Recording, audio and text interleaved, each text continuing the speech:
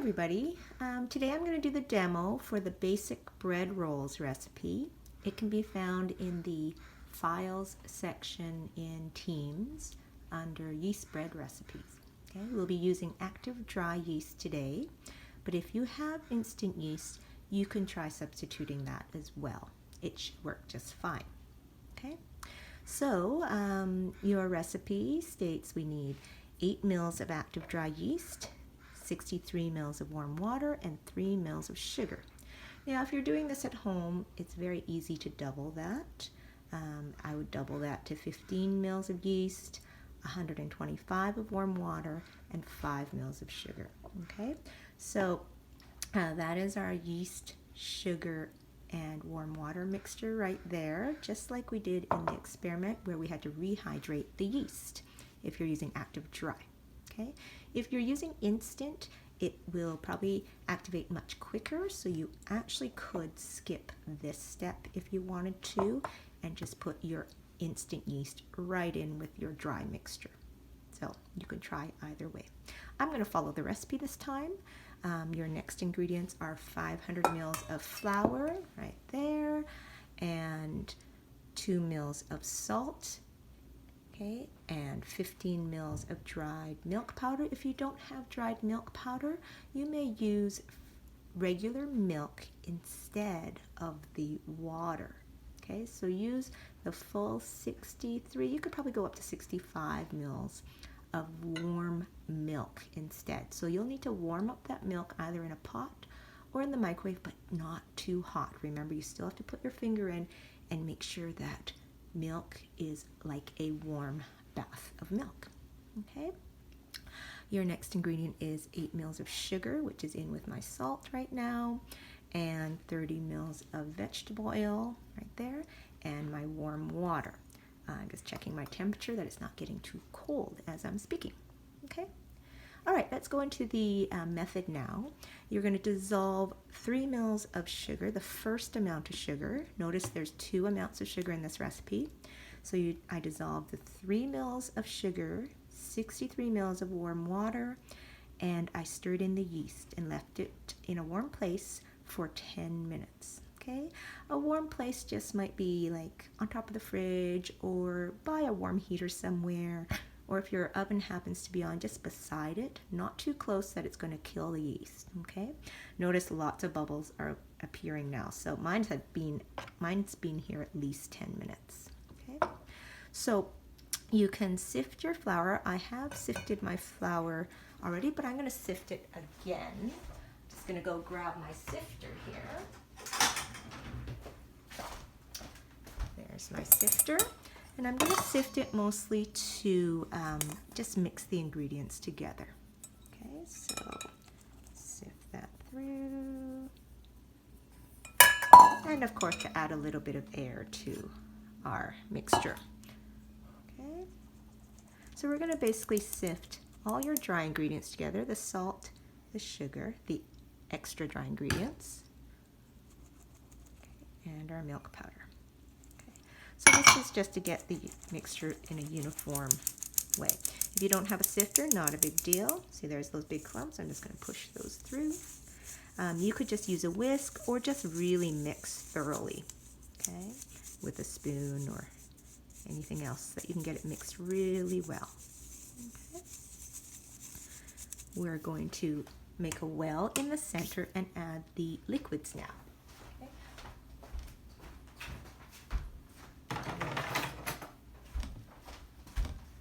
I'll use a wooden spoon for that. Okay, again, just make sure you give it a good mix.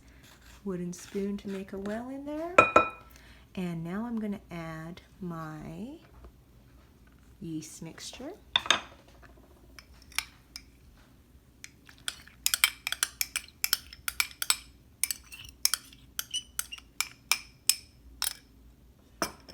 My oil.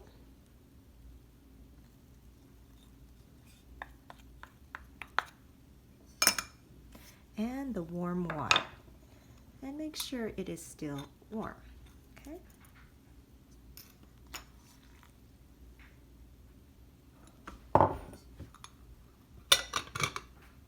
You're going to mix that to become a soft dough using that wooden spoon.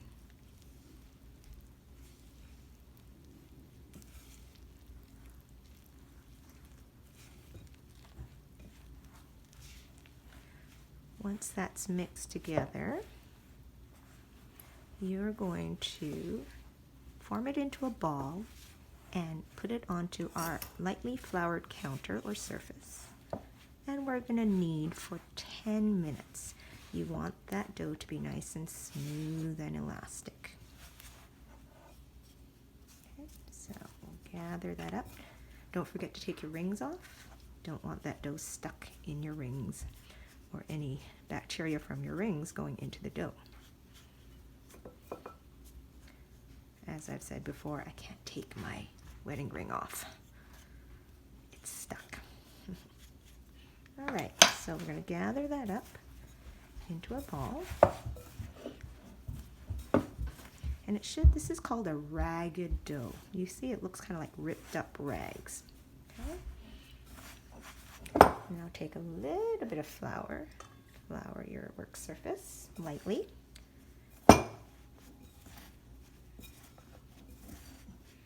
And if there happens to be any extra flour, you can actually pour that into the middle and work that in.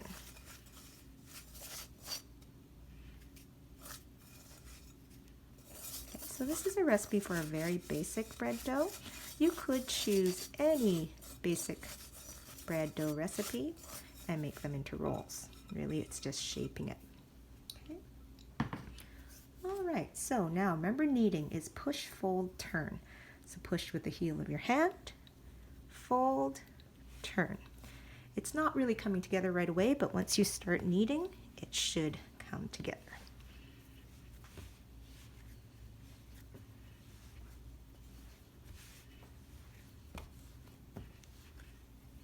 Push, fold, turn.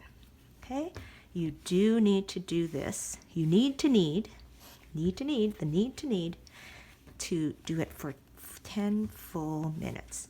You need to develop that gluten to be able to trap all that carbon dioxide that the yeast is going to produce. If you don't have enough gluten to hold in that gas, the bread will rise and then fall because you don't have enough strong gluten structure to hold in the beautiful gas bubbles that yeast makes. Okay, so your dough should be kneaded for 10 minutes.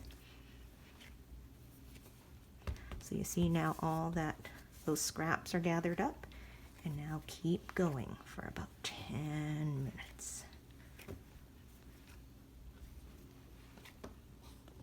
Dough will look quite rough, and it has come together now, but it needs at least another, I think I'm on about 2 minutes now. It will need at least about 8 minutes because it's still looking bumpy and rough and not smooth. Okay, so you want to keep kneading until this area is smooth. Another trick to test if you're ready or not is when you take a little piece and you pull it, it rips apart really easily, so it's not ready yet. We want to develop the gluten to be nice and elasticy, almost like a stretched out balloon. So this is nowhere near ready. Okay, it's ripping apart still. Okay, now remember when you're kneading to push forward in a nice long motion and fold back. We want nice long gluten strands to hold that air in. Okay, so nice long pushes forward and then fold and then turn. Push, fold, turn. Okay, it will be tiring, but this is also a great way to get stress and frustration out, and you can just push and pull. And if you really want to be tough on this dough, you can, because yeast is a really active, strong leavener, so you can develop this gluten this time. Remember, with the muffins and biscuits, you did not want to do this, but now you can get that frustration out. If you're, not able to get any exercise, maybe this is good exercise. Who needs to go to the gym when you can make bread dough? You will develop some good pipes there. Okay, so keep going. We're almost there. It's looking a lot smoother now. Okay, but let's take a little piece and see if we can do the window pane test. So this is called the window pane test. When I pull the piece off and you pull it apart, but it's still ripping a lot. So we still have, I think, about 5 minutes to go. Keep going. Okay, we're just about done our 10 minutes. I think I've done it even a couple minutes more, which doesn't hurt. What I'm looking for is a nice smooth dough. So you may have heard a term, well, it's a bit of an old-fashioned term, so maybe you haven't heard of it, but your dough, when you smooth it, it should be as smooth as a baby's bottom. Okay, so nice and smooth on the outside.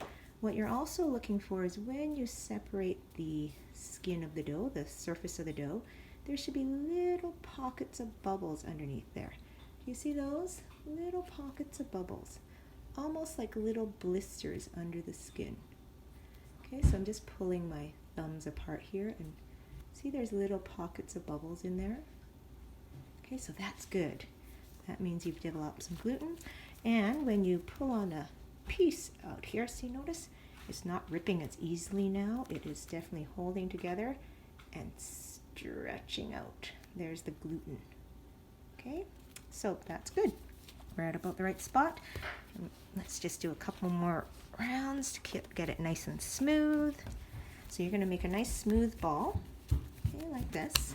Notice what I'm doing is just tucking in the rough edges underneath and making a nice smooth surface.